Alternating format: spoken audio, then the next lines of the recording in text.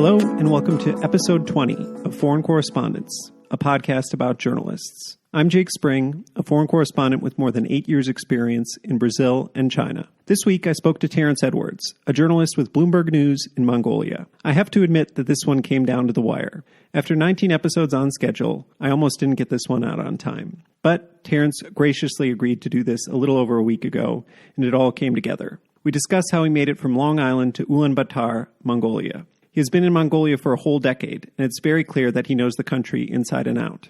We met when I was a reporter in Beijing, and he was a freelancer for Reuters in Mongolia. I feel like when I met him, I thought, who is this guy who might as well be from the moon? Does he even know how to interact with society, having been in the middle of nowhere for so long? Even though I was in Beijing, really not that far from Ulaanbaatar, I too had a wrong one-dimensional view of the country as being solely people living in yurts, or ger, as Terrence explains they call them there, and roaming around on horseback. I certainly didn't know that they had their own Mongolian language affiliate of Bloomberg News or a whole lot of nice Western restaurants. Terrence will tell us what it's really like there. But don't worry, he still mentions some yurts and horses along the way.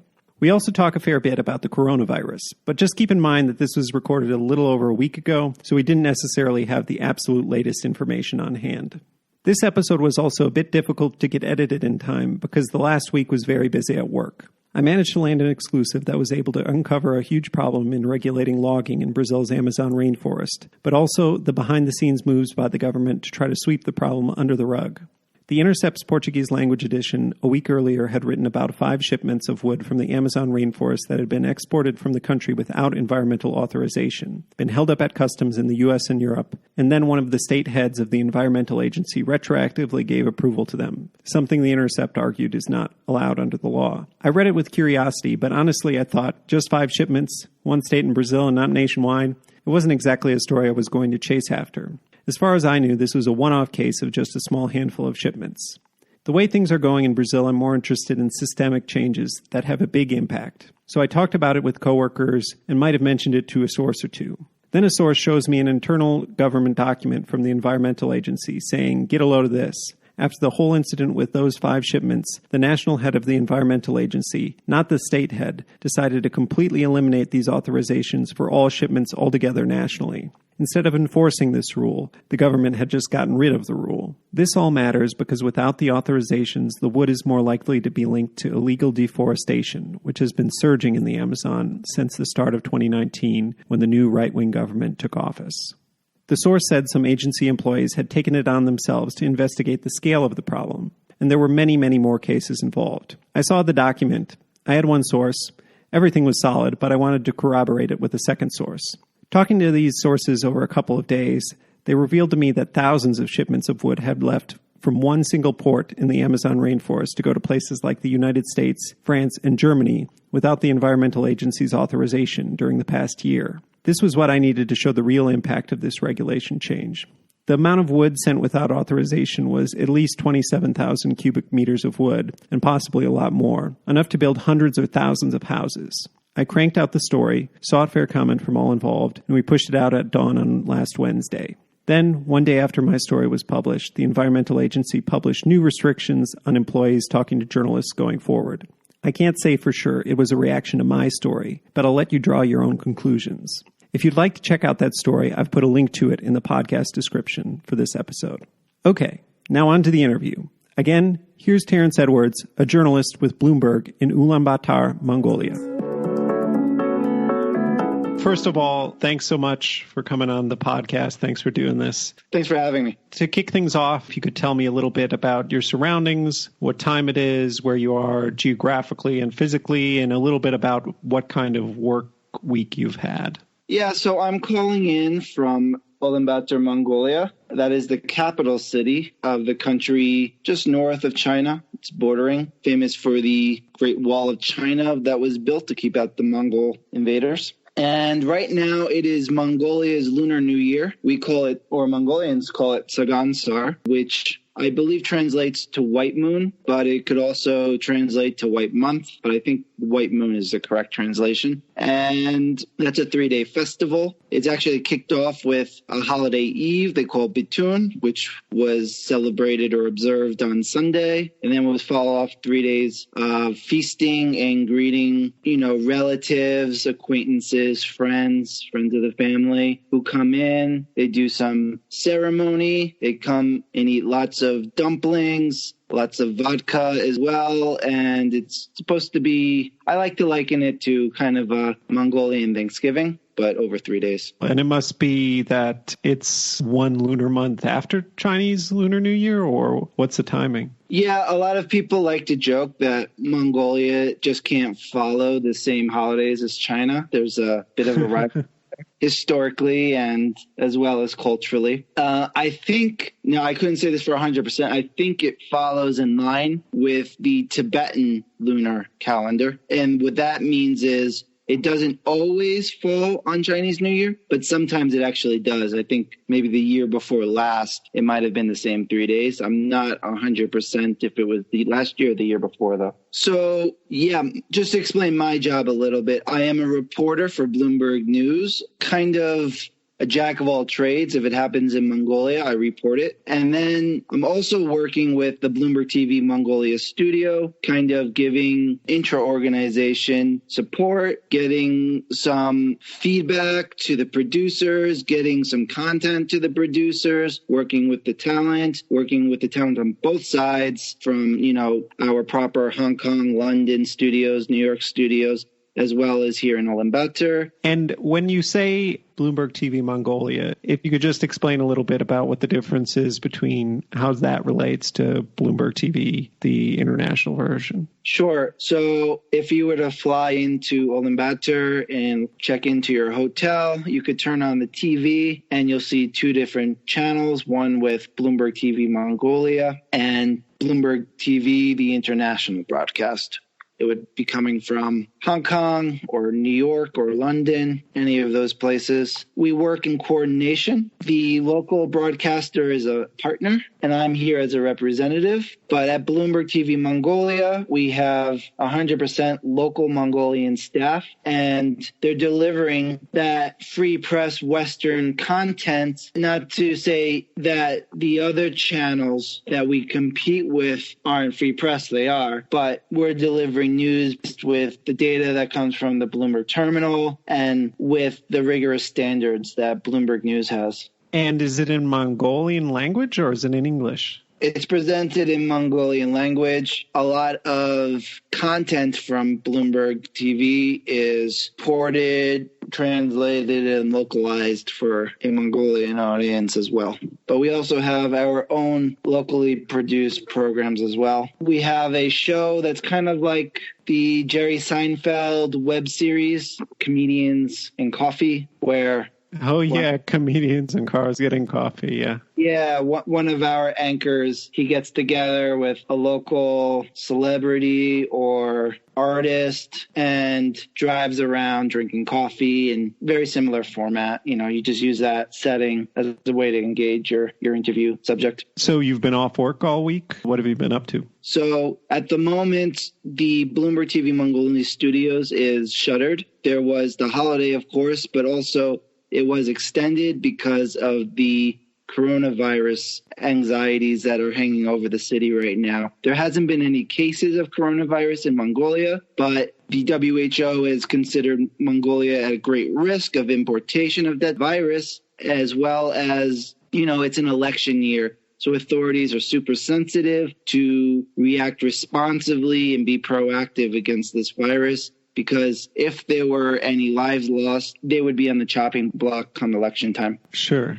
And so will things finally lift on this coming Monday, or will they keep it locked down for a bit longer? So that was the hope, but it looks like the restrictions of movement between the city, restrictions of travel into Mongolia will be extended through March. There was an export ban on coal through 4 ports to China. That will be extended by 2 weeks. That's going to hurt the economy, I suppose. I can predict. As well as the domestic economy, there's a lot of businesses that have some restrictions. I go to the gym. My gym is not allowed to operate. The cinemas are closed. As I remember, school has been on suspension a bit longer, I think until April. Oh, wow. We'll get a bit more back to your job, but if we can just start with, if you can tell me a little bit about where you're from, what your family was like, and kind of what growing up was like for you. Sure. I hail from Long Island, New York, much celebrated as well as it is begrudged for kind of Jersey Shore and that sort of thing. I grew up in the really typical middle-class background suburbs of Long Island. If people ask where I'm from, I say we straddle the two counties, but more practically for your listeners, I'm about 90 minutes train ride into New York City. So I grew up a single mother with my twin brother. We always went to the same school, but different classes. We had a similar circle of friends growing up. I'm still very close with my brother, but he has a very different career path. He settled in New York and New Jersey early on. He works as an engineer. He's more been the math, science kind of brain, whereas I've been more of the literature and history kind of brain. But he's a good engineer and a talented programmer. Are you identical out of curiosity? No, which is always a disappointment for people. People want to see the doppelganger, but we actually look quite different. So I went through high school. I studied in Western Massachusetts at a school called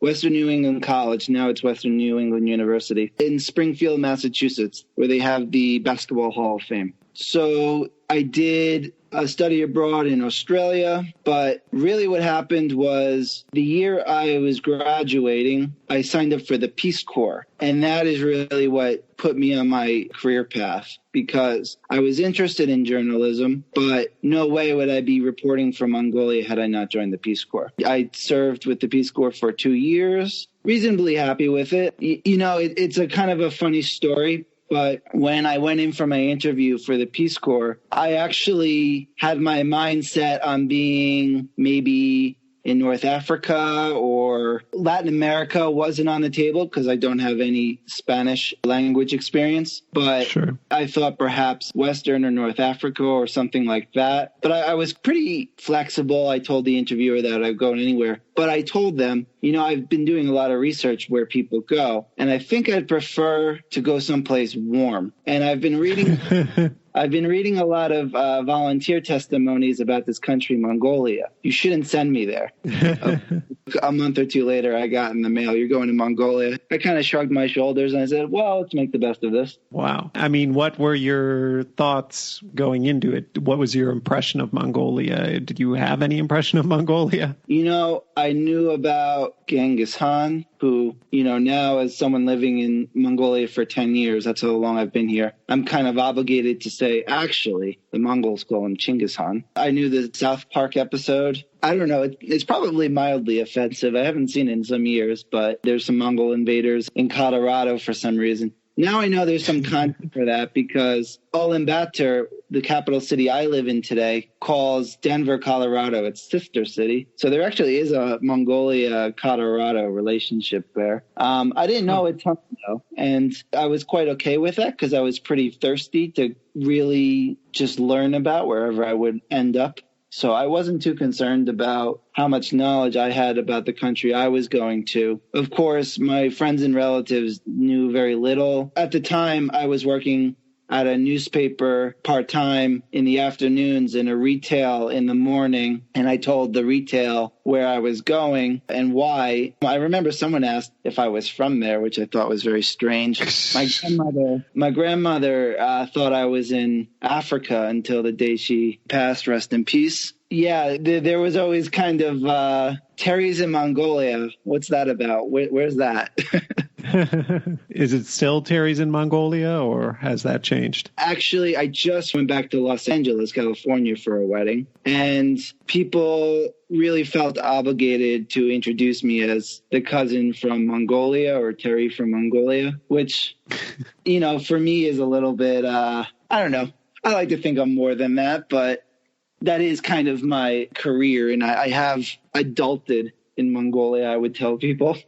Sure. And what did you study at university? Was it related to journalism? Yeah, I didn't have a journalism option to study in my university, but what happened was after my first year, I knew that despite what everyone was telling me, I wanted to get into journalism. So my first year, I joined the school newspaper, which at that point was dying. And my second year, me and a friend revitalized the local school newspaper and made it a thing again. My whole contribution was the editorial side, whereas my friend concentrated on the management. We recruited a bunch of reporters, and that felt really cool at the time. I was also interning at newspapers, but as I mentioned, my school did not have a journalism major. You had a communications major, and what I did was, I think it was called Integrated Liberal Studies, which was make a major. So what I did was I kind of took this very flexible,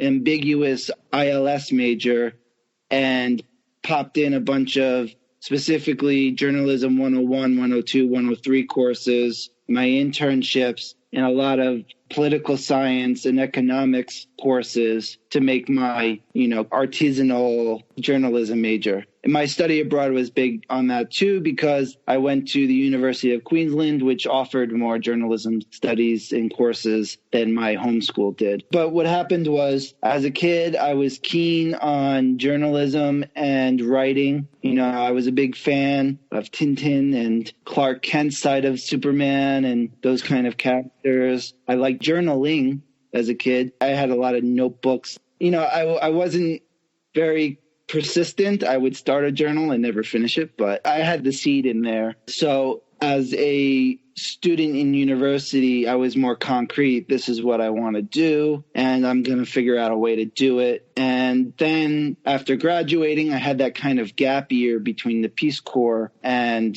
graduation. So it was pretty tough. It was 2008. The job opportunities weren't great, but I was able to find a part-time work at a local newspaper. And after serving for 2 years, I saw that the Mongolian economy was doing really well. And I saw there were a lot of opportunities to report, and there was appetite to report on this burgeoning economy. So I just jumped headfirst into it. Yeah, but it sounds like you had as much experience as any college student coming out of university. I mean, I was in a journalism major. I took like 3 classes and mostly learned about it from the school paper. And I don't even think I had an internship until I went to China in like 2008. I found a magazine internship for the summer. So you had a fair bit more experience than I probably had coming out. If I were to go back and do it again, I would have done 2 or 3 more internships. My mistake was concentrating too much on newspaper reporting because that's what I was interested in. And really, as I think everyone who comes on your podcast will echo, the job is not being good at one thing. It's being really good at something, but knowing how to do lots of things like video editing and filming and podcasting and blogging, live blogging and tweeting. All that stuff's super important. If I were to talk to a high school kid that wants to go into journalism today, I would say, look, figure out what you want to do, but learn all aspects of the business. Work at the local TV station and radio station as well as the newspaper. And if you're interested in anchoring or something or presenting, again, work at the newspaper, learn how it's written, because it's only going to benefit you. I got advice early on to be a generalist, which I don't really agree with anymore. You should be flexible enough to write about all kinds of topics. But I think it's super important to get into your niche. My niche would be Mongolia, but actually I would refine it further to be, I'm really good at Mongolian politics and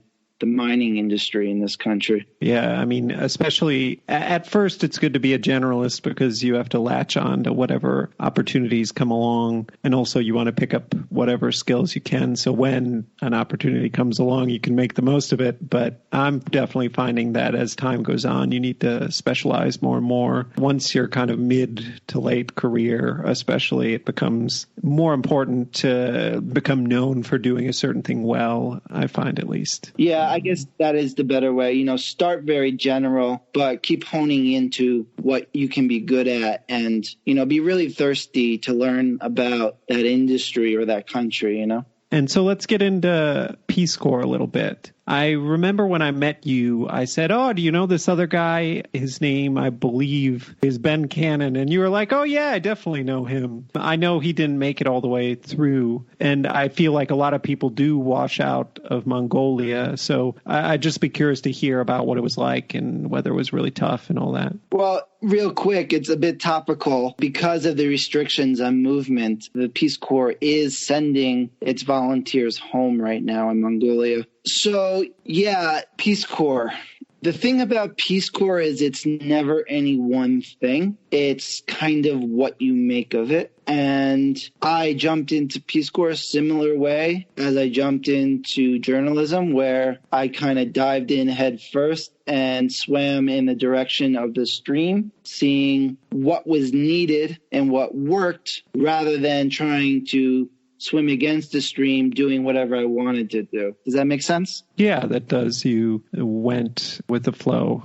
Very Taoist of you. And so my assignment was teaching English as a foreign language. I am not ashamed to say I'm not the most competent teacher. And I had a good relationship with some of my students, but I have a lot of respect for what teachers do and the patience and the persistence they have to work with their kids. It's super important. But I did use that opportunity to do all kinds of different things. We're working in awareness of human trafficking across to Mongolia's neighbors. It's not a huge problem, but it's always kind of a threat to Mongolia's citizens. We did a lot with sanitation, just basic things, because I was living in a rural community on a hill without running water. We had electricity. So drinking clean water, keeping your hands clean, keeping your personal hygiene good. These are all important things that Mongolians, of course, know about. But I felt good about,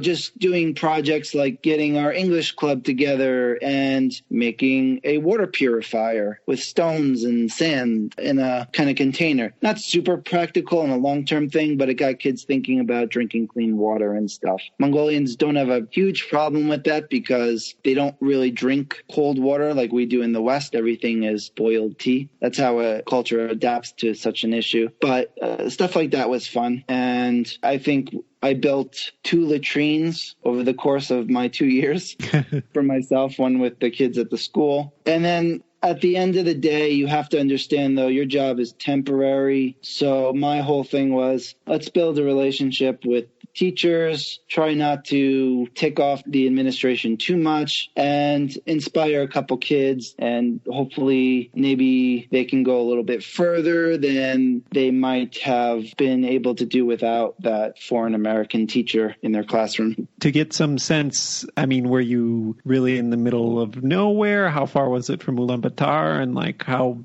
big was this community? How big was the school? I had a very cool community. I was not close to the capital city where I live now. I was between 8 and 10 hours away. You would come from the city by bus, get out, and then get in a smaller car with about half a dozen or a dozen fellow travelers, depending on the size of the car. And you would always reach home when it was very dark and you couldn't see in front of your face. I lived in a traditional yurt, or as they're called in Mongolia, a ger. It's a kind of mobile home for the North Asian nomad. You see them in other countries as well, but never exactly the same style, I don't think. The size varies, but in general, you start with what they call a 4-wall ger, which is, maybe between 1.5, 3 meters across. It's not terribly large, but I what was called a 5-wall ger, which I thought was luxury when I moved in.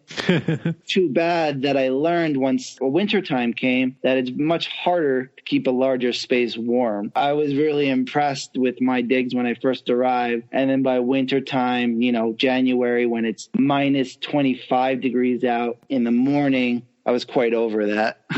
Yeah, it must make it difficult to bathe, all that. I would shower once every 2 weeks, which I think some of your listeners just gasped. But it was a bit of a luxury. There was one place you could shower. It didn't always work. It wasn't always hot water. And the water pressure was non-existent. It was kind of a trickle. But it did feel really great to go in there once every 2 weeks or so. I forget about the cost, but it wasn't small. It was essentially, what was my stipend? It was 250,000 tigre. Today, that would be about $100 a month.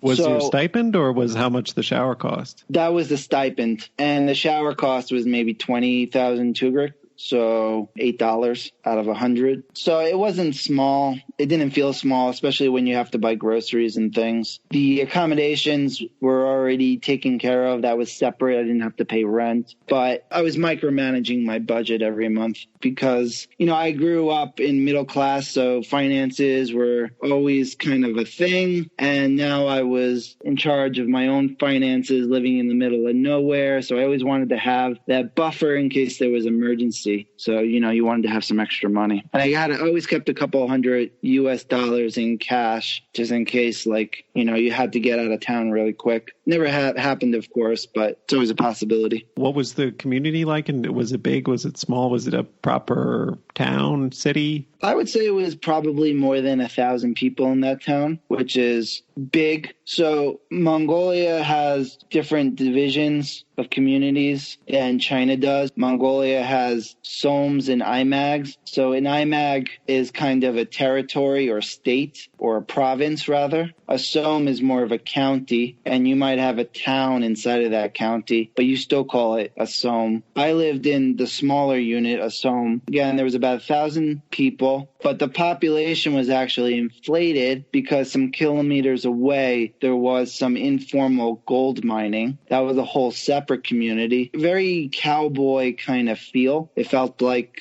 the Wild West sometimes because you had these gold miners just a little ways away, and they would come back and forth through town doing their job. The town was known historically for being a religious center. There were a lot of remnants of that. There were some temples that were defunct. There was a very impressive, what do they call them? It was basically Mongolians have these stacks of rocks all over the countryside that when you travel, you kind of do some ceremony. You walk around them 3 times. Ovo. That's the word. Ovo. Oval? Ovo. So, yeah, listeners, be patient, especially if you're Mongolian. I speak Mongolian language with a Long Island accent, so always fun. People never like my accent or pronunciation. By now, do you speak pretty well? I mean, 10 years is a long time to live there. Yeah, I'm quite conversational. The trouble in Ulaanbaatar is everyone speaks English. Mongolian, of course, isn't a widespread language. I think around the world it's 4 million people, 3.2 million Mongolians speaking it, of course. So in the capital city, there's a lot of emphasis on learning English, Chinese, Russian, German, all kinds of languages that aren't Mongolian. So most people, they don't even want to throw you a bone of helping you speak their local language because they're too focused on improving their own English. I used to kind of insist on sometimes speaking Mongolian, but these days when I go into a restaurant and the waiter or waitress speaks English, I'll just kind of go with the flow. But yeah, I do speak Mongolian. I do quite a bit of my work in Mongolian. But when it comes down to doing a proper interview, I prefer to have a translator on hand just because I don't want to embarrass myself and I don't want to interpret what they're saying incorrectly. I've only passed through Mongolia on a train and, got off in Ulaanbaatar for an hour. And what can I say about Mongolia? There's a lot of empty space. There's a lot of horses. Ulaanbaatar was huge, a lot bigger than I thought because it's really, really sprawling more than tall buildings or anything like that, except for a certain part of town. This is just my impression from the train, but it just strikes me as very remote feeling, especially coming from China where, there's millions of people in cities and Beijing is huge. Has being in a faraway, remote place ever bothered you much, or is it the type of thing where you have internet and all that and so not a big deal, or have you kind of taken to that sort of life, or how do you feel about all that? I mean, if you contrast Mongolia with China, you can't find anything more opposite. Mongolia is the least densely populated country in the world. It's about the size of Alaska, if that helps your listeners. It's a little bit smaller. There's 3.2 million people here. The size of the capital city is, if I'm remembering correctly, 1.6 million. Long Island is 7.5 million.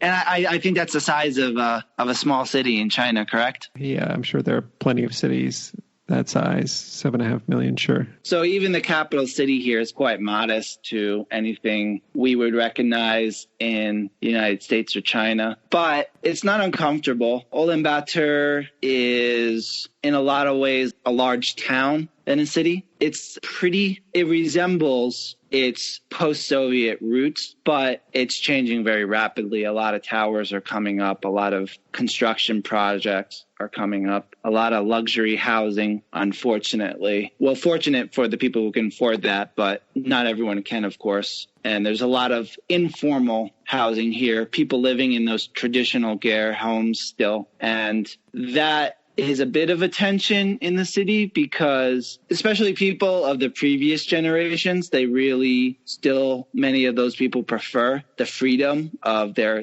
ger lifestyle. But in the wintertime, it can get minus 30 Celsius in the city and you need to stay warm. And they do that by burning coal in their stoves. And that is pumped up directly into the air we all breathe. And when you have so many people burning coal in this very small space, it creates some of the worst air pollution in the world. So that's been the major challenge here, but we have a lot of modern luxuries. The internet is pretty good. We have 4G here. It's very fast. I'm always able to work remotely with my colleagues all over the world. I think if we get into the stories I've written recently, I can talk about how I'm able to work with people in real time in Korea, China, Myanmar, all these places without any problem. It's quite okay here. There are some frustrations. You know, you come from a foreign country into a new space, you're always going to be a little bit challenged by how things are done. But there's not so much to complain about. A little known secret is Ulaanbaatar has some really good restaurant game. There's some great Indian and Western style restaurants here. If you ever come to Mongolia, I'll show you the best one. Yeah, we have lots of cinema that play both local and Hollywood films. As a consumer, I'd like to see more films from the rest of the world. It'd be cool if there were more Korean and Japanese and Chinese films played here as well. But the big demand is actually for the Hollywood films. Marvel is huge in this country. I think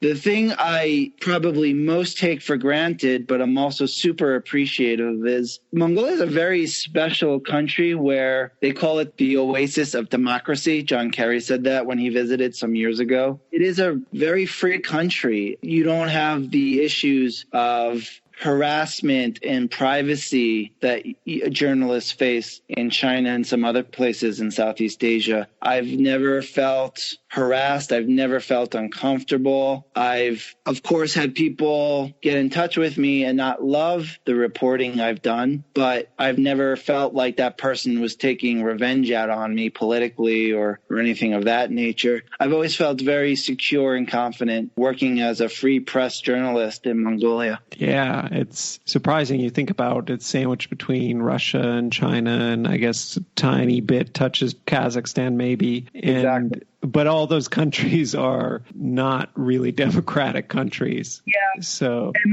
And Mongolia suffers from its flaws. Corruption is a problem here. There are a lot of people quite cynical about what their vote really means in this country. But turnout is much higher than the States. I think it was over 70% in the last legislative elections. We're looking forward to another round this summer. They're not always super engaged with politics, but Mongolian people are not afraid to protest when they feel like it. And there are groups when it comes to the air pollution and how things are running in the parliament here that will gather together in the central square and protest, just as they did some decades before in 1990 when Mongolia had its peaceful transition to a market economy and democracy. People are really proud to be politically active, even if you talk to people and a lot of people say they're bored by politics or they're not so interested. Low key, the engagement is quite good here. To go back to the Peace Corps and where you go from there, so you do your 2 years, a little bit more, I think the Peace Corps usually, right? And then you get out, and what's your thinking then? Do you head straight for Ulaanbaatar, go straight for journalism? Did you think about leaving? What happens after that?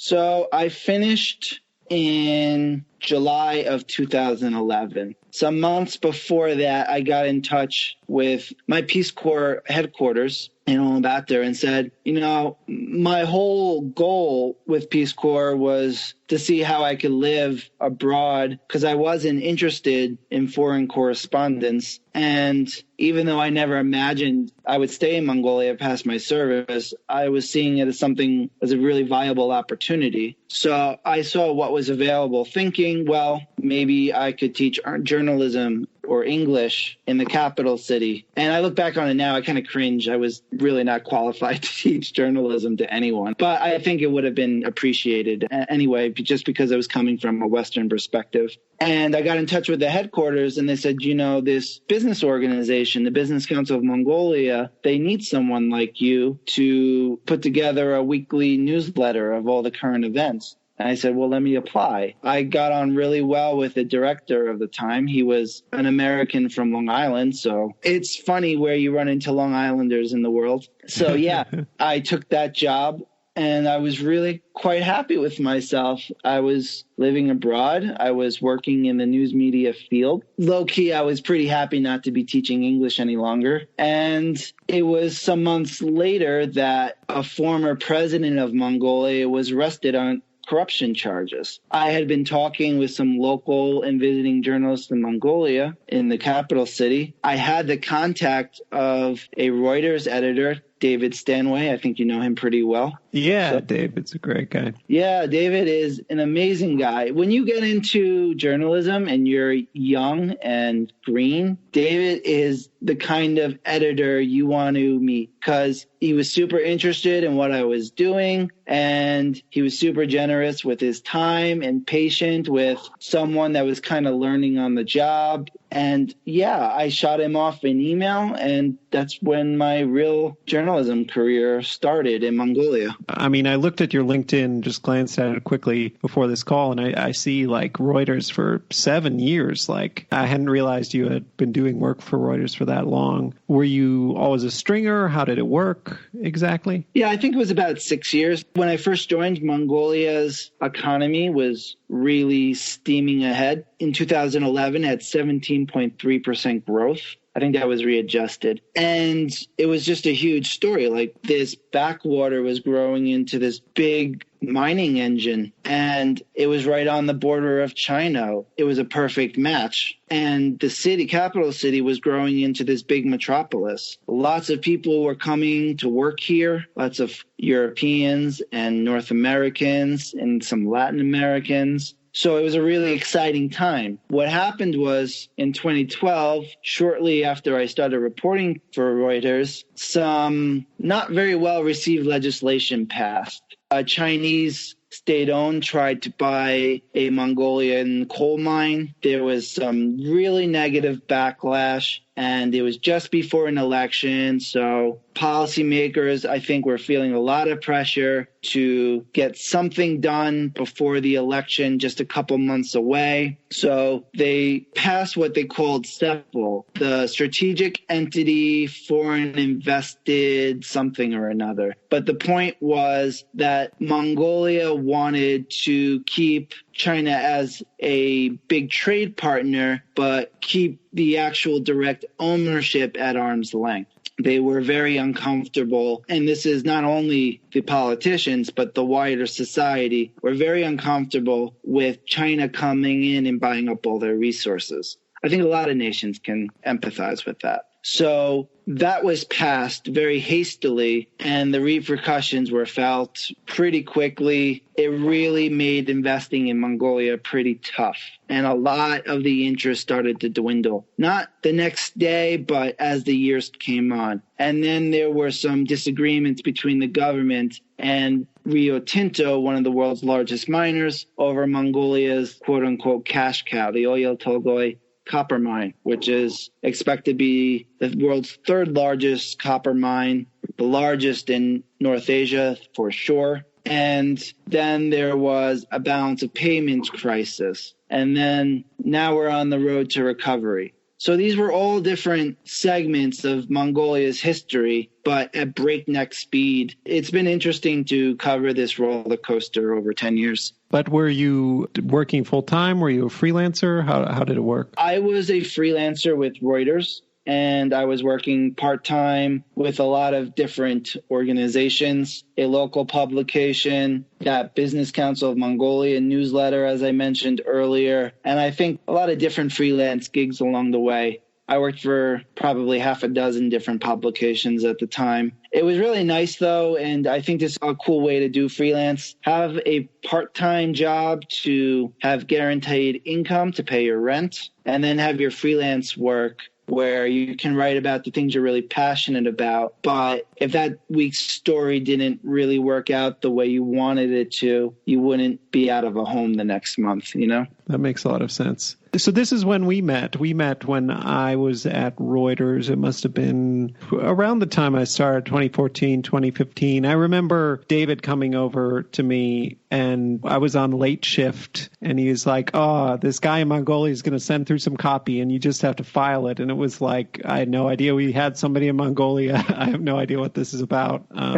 So yeah, I filed a story. I'm almost positive it was about mining, and that's when I first heard your name. And then when you came through town, I think we got lunch, ate dumplings, only met briefly, but really made an impression. I was like, wow, who is this guy living out in Mongolia? It seems, it's not that far from Beijing, but it seems like a whole different world. And I guess I would just be curious, like, if there is a really robust journalism scene there, what that's like. I mean, are you the only long-term foreign correspondent there? Are there others? Just like, yeah, what's the scene like? I remember when we met, and the thing I remember that was going on was the umbrella protests in Hong Kong at the time, because we were talking about that during our sessions. Yeah. So there's a very small journalism community here, but it exists. And again, I feel like everyone does their job very freely. And the coolest thing I've got to experience here was when I first came to Ulaanbaatar and was starting my career in journalism, it was mostly North American and European folks doing the reporting. I can point to more than a couple individuals who are locals telling Mongolia's story from their perspective. And I think that's very cool and important thing to be happening. It's good to have our kind of objective, at arm's length, third-person perspective. But I also think it's really important that locals are telling their very local story, if that makes sense. And it's been fun to watch people's careers grow. So you get a lot of experience doing different things, working for Reuters, and then you make this move to Bloomberg full-time from the sound of it. And I was trying to get a sense of what exactly does he do for Bloomberg TV.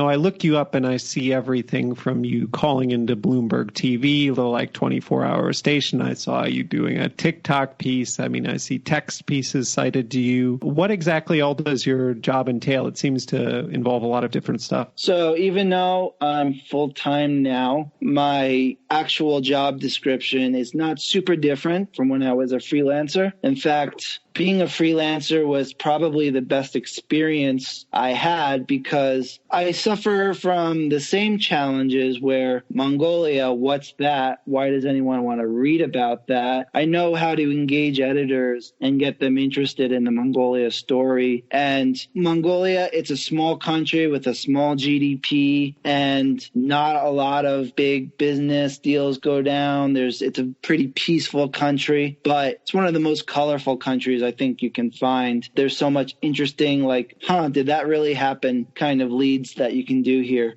And when I was a freelancer, I worked, multimedia. So I was able to easily translate that to my current job, where the TV studio, those guys have been doing it for more than 5 years. They're all professionals. They don't need me to micromanage them or tell them what to do. I get to play backup to them, help them get the support they need when they need it. And there's a lot of little daily programming things that need to get done. So I'm often to be found at the studio, but I get to kind of do a lot with, especially it was TikTok, but now we're Quick Take. We've rebranded. That is one of the funnest things I get to do, where I just take my mobile phone or my little mobile camera. It's not a GoPro, it's a DJI. I think it's called an action camera. And I get to just do this very guerrilla style journalism where they say, hey, there was a food contamination at this KFC and Mongolians don't want to eat KFC anymore. Or, hey, if you're a traveler and you're kind of the adventurous sort, here's how you can rent a gear for the weekend and how you can get there by horseback. In the meantime, I'm completely embarrassing myself living in Mongolia for 10 years and not being able to control my horse when it just takes off.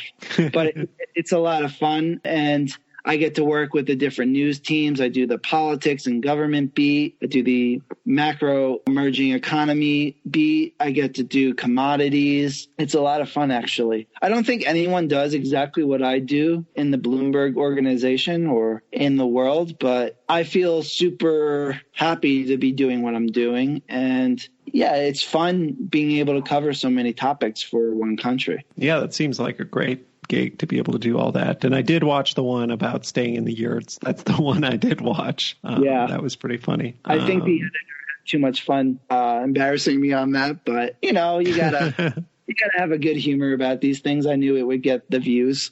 One thing that I'm curious about is you've been in Mongolia for 10 years. Yeah. Do you think about going back? Do you think about leaving? Do you think you'll be there a lot longer? How do you view that? So, yeah, I never imagined I would be in Mongolia past 2 years, let alone the 10 years I've been here. And I get asked that a lot. Sometimes I actually don't enjoy that question because I don't have my life super planned out or micromanaged. I enjoy being in Mongolia and what I'm doing here now. I think for the long term, though, there is the issue of the air pollution in this city, which if I raise a family, that's a problem. And a lot of people have left the country for that reason. That's expats, repats, and people who live there their whole lives here. They've had to make that hard decision to move because the air pollution is felt hardest by the young and the old. And, there's social issues. Like Japan, if you were to have a child with a local, there is a stigma to being quote unquote mixed, which is kind of an ugly way to describe someone, but that's how society sees it. I have friends that grew up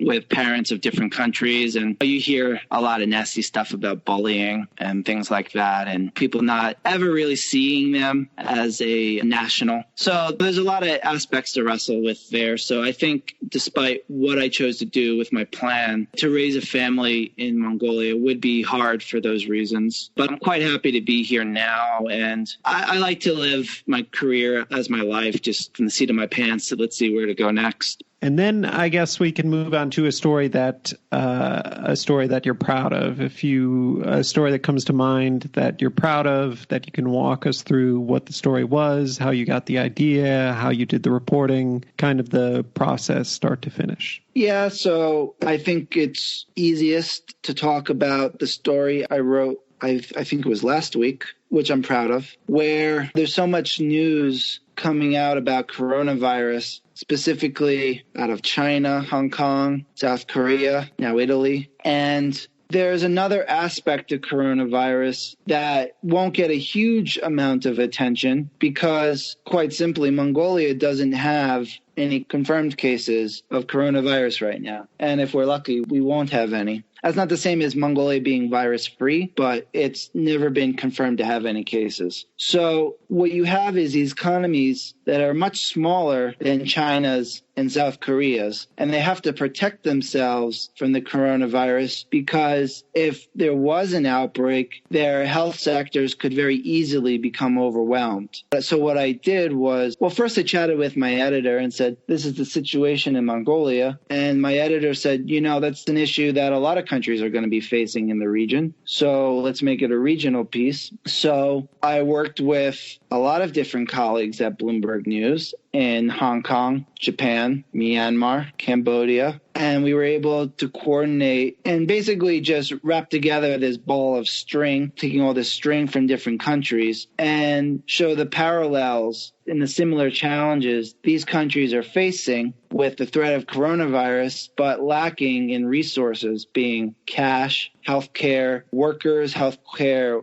resources and equipment, and the very real impact these economies will suffer. Mongolia, coal exports to China have been suspended. That's going to have a significant impact. It was said to have a significant impact if it went past March 3rd, but already it's been extended 2 weeks. If it's extended even further, this will have some very real impacts on the annual GDP growth. So what was the story? What was the end product? Was it for TV? Was it a written piece? And how did it all come together with all the different countries? So yeah, it went through many different drafts over the course of 2 days, but we came up with a prognosis piece, China's neighbors at risk as deadly virus continues to spread. We led with the incident in Cambodia, where Cambodia's leader Hun Sen welcomed personally a bunch of passengers on a cruise ship who were basically stranded at sea because no ports would accept them during this high alert for coronavirus. There was some repercussion because later one of those passengers was found to actually be a carrier of the virus. So we went country to country telling the story of Cambodia, Myanmar, North Korea, Mongolia, and how they are responding and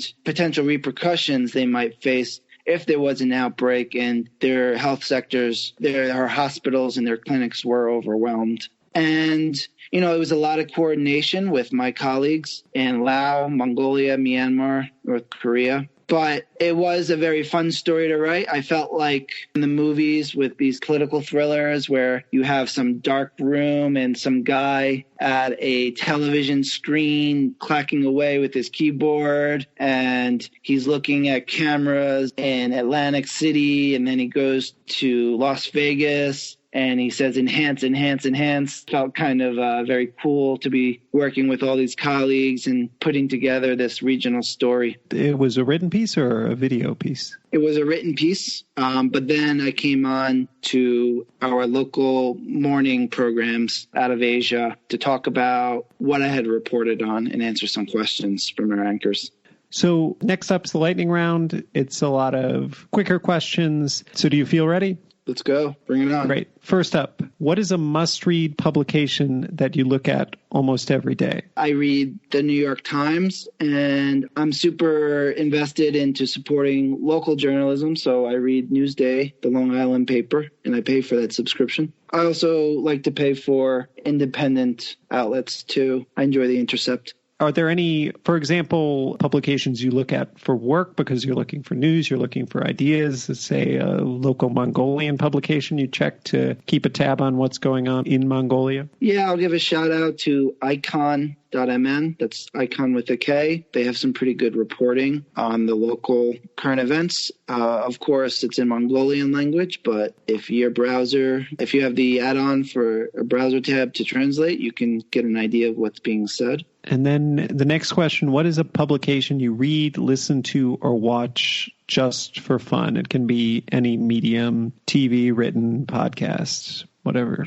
Let me look at my podcast real quick because I have a huge queue. I've been listening to the Chasing Cosby podcast. That's from the LA Times. That's been pretty good. It was one of the reporters that was following the story over the years and reporting on the allegations against Bill Cosby, because there had been newspaper reports for years, but it never really grabbed the national attention as it did when that comedian Hannibal Buress went on stage and started cracking wise about what he thought was Bill Cosby's hypocrisies. And then it went viral, a recording. So this podcast goes through the years of those allegations, and when it finally culminates into this big media explosion. I also want to give a shout out to The Paycheck. It's a Bloomberg podcast that focuses on the wage gap between male and female colleagues at the workplace. Really good stuff there. On YouTube, YouTube's for my niche stuff. So I really like Hodinkee, which focuses on watches and timepieces. There's a guy, James Hoffman, has a great vlog on coffee, which is a passion of mine. And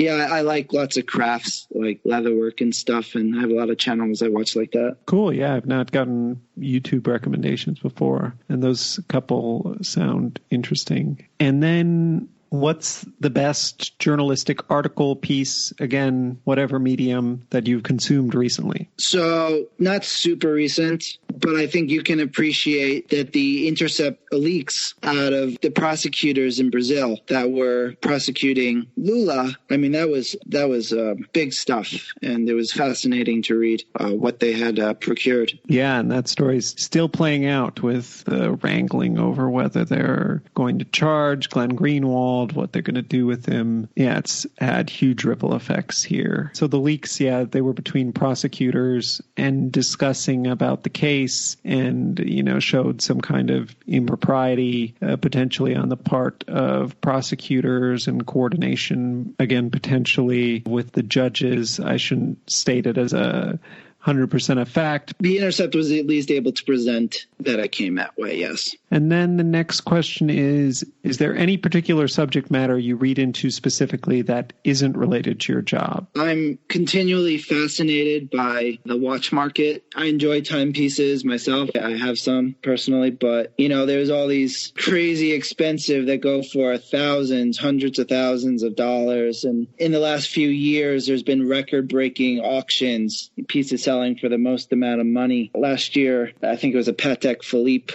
that broke the latest record, going for more than $10 million. I don't recall the figure. It might have been more than 20. But there's a lot of speculation into these timepieces, similar to Bitcoin, which was really fun to watch at the time as well. But, I enjoy timepieces as a hobbyist, so I like watching the market for certain specific pieces that maybe celebrities like Paul Newman or Elvis once owned that, fetch really high prices, because it's not just the material value, but there's sentimental and historical value in these things. I know that it is a huge thing. There's a lot of specialist publications and blogs and things like that about watches. Have you been able to put your finger on what exactly you like so much about it?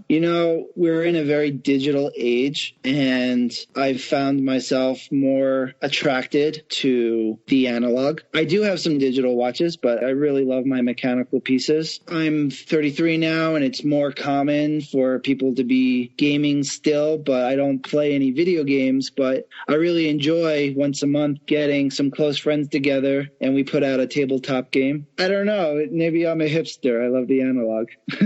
How do you manage your work-life balance, and do you believe in work-life balance? When you're a freelancer or you're in a very open-ended job like I have today, you have to be switched on all the time. You have to be ready to receive emails from New York about the piece you just wrote or the collaboration someone's interested in doing on the other side of the world. It's your responsibility to be aware of these things all the time. But I think you can still have your personal time. And it's important to find an hour in the day where you can work on yourself that's not professionally. For me, I might have a hard day in the office, a frustrating day because something didn't go the way I wanted, but I can enjoy 90 minutes at the gym doing some fitness that, just lets me clear off steam. And I started doing that a couple of years ago because it's not super helpful and maybe even a little unhealthy to do the same at the bar, isn't it? So when you've been corresponding for some years, you get into these habits, but it's good to concentrate on yourself as well. And then is Twitter important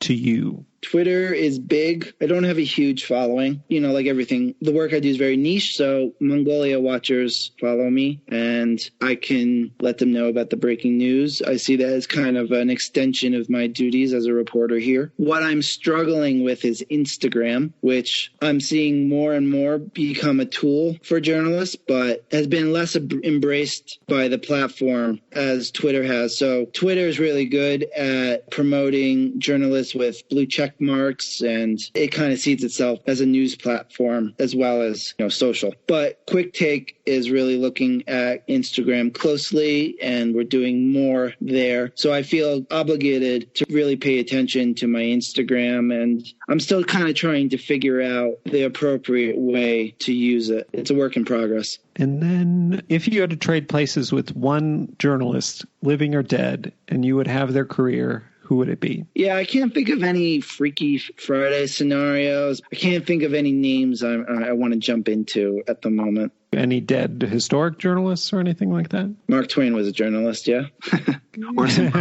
Yeah, Mark Twain wrote for a paper in California very, very, very briefly, I think. Yeah, so let's say Mark Twain.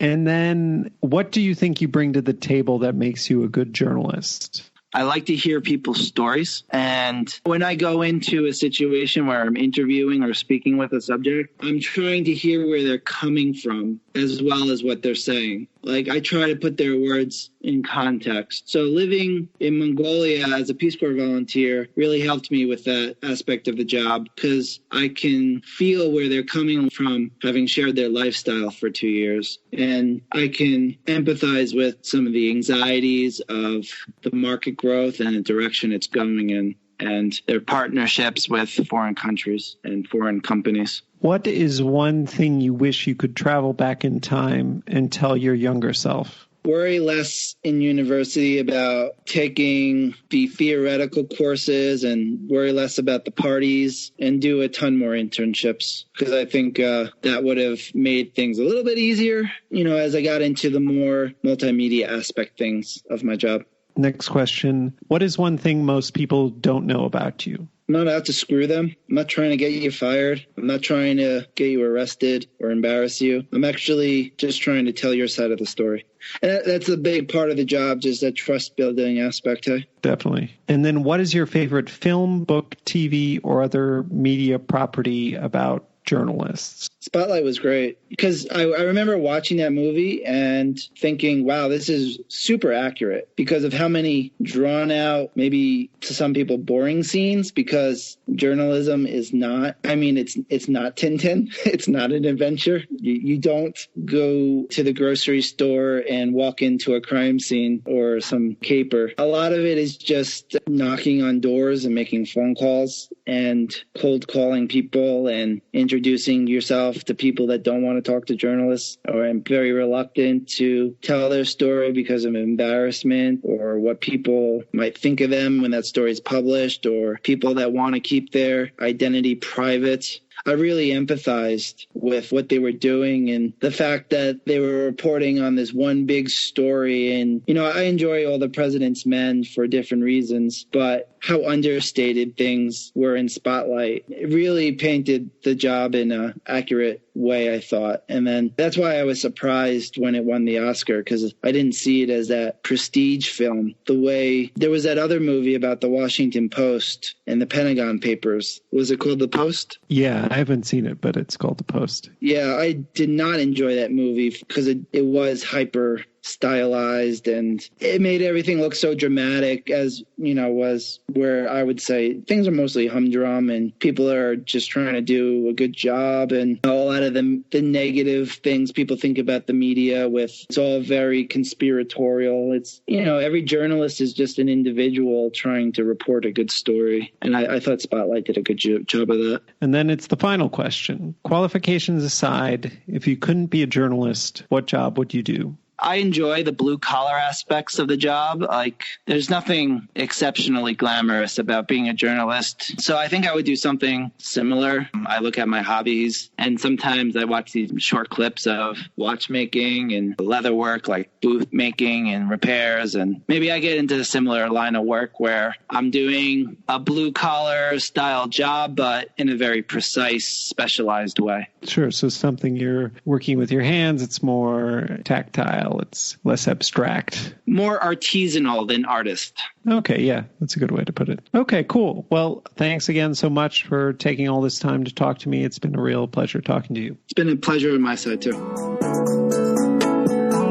That's our show. Thanks for listening to my conversation with Terrence Edwards for Bloomberg in Mongolia. I'll post links to some of Terry's work and other things we talked about in the podcast description and also on our show page, foreignpod.podbean.com. If you like the show, please subscribe to it in Apple Podcasts, Stitcher, Spotify, YouTube, or wherever you get your podcasts, and leave a 5-star review. Beyond that, it would be a huge help if you could also write out a positive review saying what you like about the show. It helps get the podcast more attention. Follow or tweet at me on Twitter at @foreignpod. On Facebook, our page is facebook.com/foreignpod. Above all, if you know someone who might like the podcast, please recommend it to them. The show is produced and edited by me. Our music is a track called Love Chances by Mackay Beats. There's more information about that in the podcast description and on our show page. Please look for the next episode to be posted on Sunday, March 22nd. Until then, I'm Jake Spring, and this is Foreign Correspondence.